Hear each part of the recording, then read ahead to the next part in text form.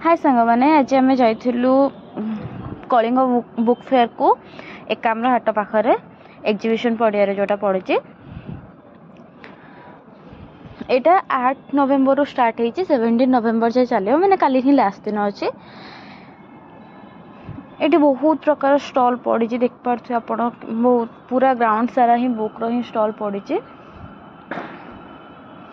एठी आपन को सब प्रकार बुक मिल जाव पढ़ा रिलेटेड हो नोवेल हो स्टोरी कॉमिक्स ओडिया रो भी गीता भागवत ठाकुरंक ऊपर सब जहाँ भी आपन खोजिबे आपन एठी सब प्रकार बुक मिल जाव और प्राइस भी बहुत कम ही थिला।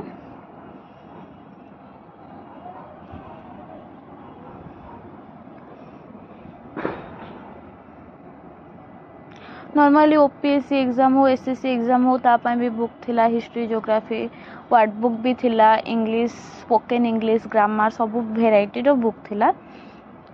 देख पारे नोवेल गुड़ाक पर नोवेल रो प्राइस थिला 50 रुपीज दीटा आनले 100 थिला 5टा आनले 200 थिला एमती थिला। ओडिया रो भी देख पारे आपन को कविता मिल जिवो नाटक मिल जिवो स्टोरी मिल जिवो एपटे सब ठाकुरंक ऊपर मिल जिवो भेराइटी सब बुक थिला। चाणक्य नीति गीता हो महाभारत भागवत सब किछि थिला। आपण एठी भी बहुत गुडे नोवेल थिला बस आपन को ता भीतर खोजी की काढी पाले हैला।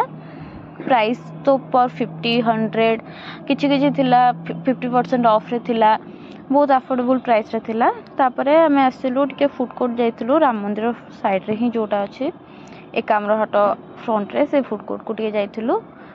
तापरे हमें आसिलु रूम को आसिलु आपन को देखौची कोन आनिलु फर्स्ट तो नोवेल आनथिलु 50 रुपीस नहीं थिला क्वालिटी भी भलो थिला किछि खराब पेपर नथिला सब भलो ही थिला पूरा नुआ भलिया थिला नोवेल गुडाक।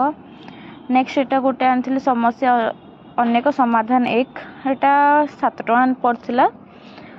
नेक्स्ट एटा हमको से माने फ्री रे देथिलो अखंड ज्योति जोठु हम बुक आनथिलु समस्या समाधान ऊपर तो सेठु हमको एटा से माने फ्री रे देथिले पढ़िया पाई।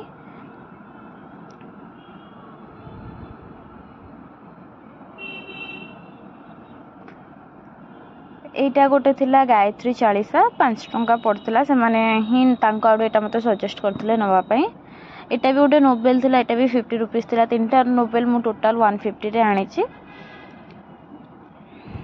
आउ ए दीटा बुक से माने हमको हम दी जन को फ्री रे देथिले कि पढ़िया पाई एतिकी थिला। Thank you.